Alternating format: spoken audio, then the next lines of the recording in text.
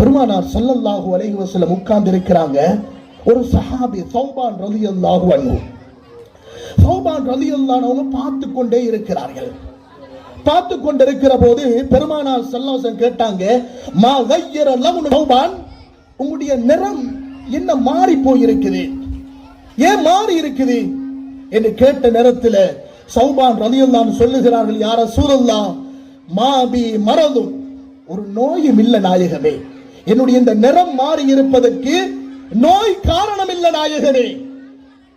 என்ன காரணம் என்றால், இங்க இருக்கிற போது உங்களை பார்த்து கொண்டே இருக்கிற நாயகமே, உங்களுடைய இந்த அன்பு முகத்தை, இந்த அருள் முகத்தை நாங்கள் பார்த்து கொண்டே இருக்கிறோம். வீட்டுக்கு போனா எங்களால முடியல நாயகமே, ஓடி வந்து உங்களை பார்த்து கொண்டிருக்கிறோம் நாயகமே.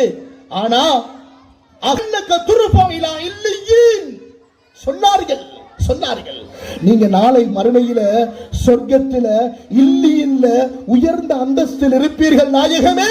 அப்பொழுது உங்களை நாங்கள் எப்படி கண்டுகொள்ளுவோம் நாயகமே என்று கேட்கிற பொழுது என்ன சொல்லுவது, கேட்டு யோசிச்சு பாருங்க, என்ன சொல்றது. உலகத்துல நாங்க உங்களை பார்க்கிறோம், வீட்டுக்கு போனாலும் எங்களால முடியல, வந்து உங்களை பார்க்கிறோம். ஆனா மறுமையில நீங்க உயர்ந்த அந்தஸ்தில நபிமார்களோடு நீங்கள் இருப்பீர்கள் நாயகமே. அப்பொழுது உங்களை நாங்க எப்படி கண்டுகொள்ளுவோம், எங்களுக்கு ஆசையாக இருக்கிறது நாயகமே என்று சௌபான் ரலியல்லாஹு அன்ஹு அவர்கள் செஞ்சலப்படுகிறார்கள், கவலைப்படுகிறார்கள்.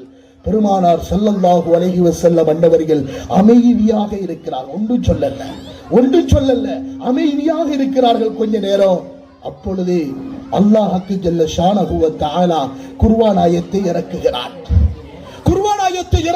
என்ன வசனம் தெரியுமா?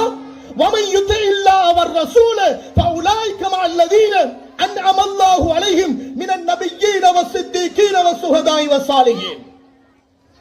அல்லாஹ் ரசூலை யார் பின்பற்றுகிறார்களோ அப்படிப்பட்டவர்கள், அந்த மக்கள் நபிமார்களோடு, சுஹதாக்களோடு, சித்தீக்கீன்களோடு நாளை மறுமையில் சொர்க்கத்தில் இருப்பார்கள் என்றார்கள்.